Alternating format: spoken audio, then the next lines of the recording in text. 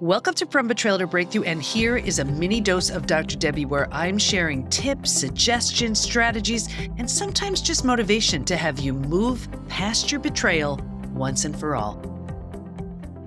So yesterday I talked about one of the discoveries, which was post-betrayal transformation, which is different than healing from other types of crises. Today I want to talk about post-betrayal syndrome. That was actually the second discovery on the PhD study I did. I want to read you some stats because I want you to know what betrayal does. We've had over 80,000 people at this point take our post-betrayal syndrome quiz on our site to see to what extent they're struggling. Just about every country is represented, men, women, and out of those people, listen to this, 78% constantly revisit their experience, 81% feel a loss of personal power, 80% are hypervigilant, 94% deal with painful triggers, and those triggers can take you right down. The most common physical symptoms, 71% have low energy, 68% have sleep issues, 63% have extreme fatigue. That's how you know your adrenals have tanked. 47% have weight changes. In the beginning, maybe you can't hold food down. Later on, you're using food for comfort. 45% have digestive issues, and that could be anything from Crohn's, IBS, diverticulitis, constipation, diarrhea.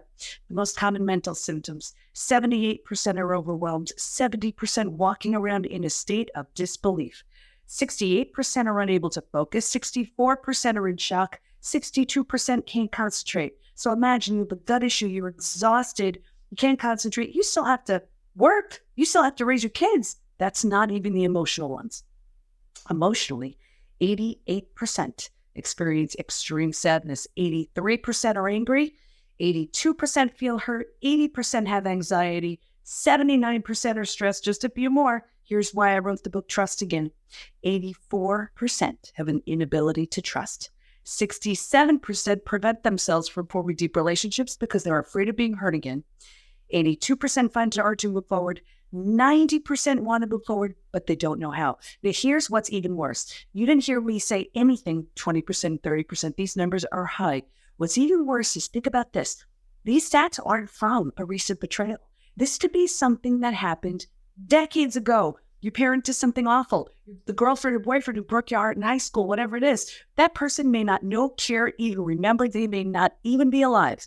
And here you are struggling. Good news is you can heal from all of it. Before we dive into today's episode, we have exciting news for our incredible audience. Brace yourselves for an empowering journey of healing and self-growth this September with our upcoming 21-day forgiveness journey.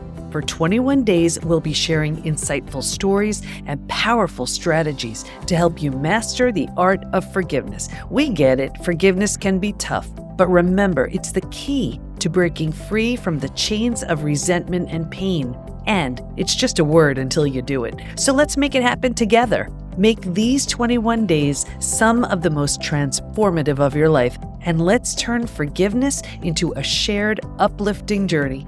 Sign up at the pbtinstitute.com/forgiveness and grab your handy tracker that we'll be using daily. We're thrilled to take this journey with you. In the PBT Institute, we have an open Q&A where members get to ask any question to me. And one of them was, she felt like she was pretty far along, and all of a sudden there was a work scenario. And everyone said, oh, we were so gullible. How did we believe in that person? And it really triggered that she was like, wait, was I so gullible in my relationship? And I gave her these 3 ideas, and I'm hoping that it helps you.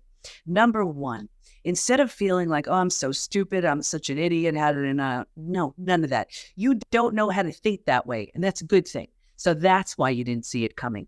The second thing is, if she compares how she responded based on how she responded just even a few weeks ago, is there any improvement? And yes, there was. The old version of her, that would have taken her down, and that would have been it. And what she would have done, how she would have felt physically, mentally, and emotionally for days, now just lasted a little bit of time. And the third thing is, from that experience, what can she do differently going forward? So that helped her, and I'm hoping that helps you. Number 1, you don't know how to think that way, so be glad. So instead of feeling gullible, I was honoring the relationship. I was honest and trustworthy and abiding by the rules of the relationship. So that's why you didn't see it coming. You don't have to think that way. 2, How did the old version of you handle a trigger? This version of you is handling differently. Everything that you do that's even 1 degree in the right direction is progress. And 3, how can you change it and tweak it a little bit more going forward? I hope that helps. I was working with one of our members in the PBT Institute, and she was really upset about her weight. A few things. First, out of the, 80,000 people who've taken our post-betrayal syndrome quiz, 47% struggle with a weight issue. Now, in the beginning, maybe you can't hold food down. Later on, you're using food for comfort. But that's just one thing.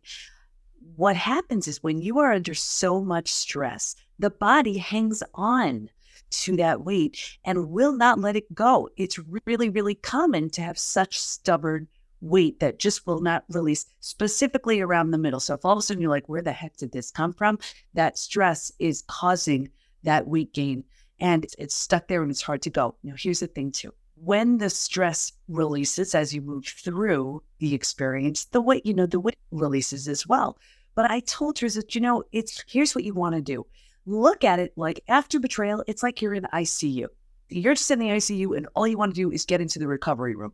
It is not a time to try some crazy diet or do something like that. Now, I've been in weight loss and health for 30 years. And what I know for sure is, while there are many very healthy ways to eat, when you're healing from betrayal, you want to use healthy eating in your favor. You want to use it as almost looking at it like, will this food choice get me out of ICU?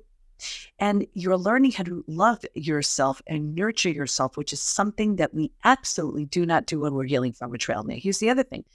It's going to help you think more clearly, regain your confidence, and even more important than that, so many aspects of life have been completely taken out of control. And eating healthier and moving may be the only thing you have control over at this time. While there are so many reasons to eat a little bit healthier, the motivation has to be to get you out of this emotional ICU and get you into the recovery rooms. If it's not loving to your body, if it's not healthy, if it's not nurturing, it's not the time to have it. The weight will release as you move through the 5 stages from betrayal to breakthrough. So many resources in my bio. We're here to help. Hope that helps. You need the right tools, support, and the right community to move through the 5 stages from betrayal to breakthrough. And we have all that within the PBT Institute. So join us at the PBT, as in post-betrayal transformation, thepbtinstitute.com. There's a version of you who's so confident, healthy, peaceful, and happy on the other end of your healing, and we can't wait to help you get there. We got you. Thanks for listening, and here's to your breakthrough.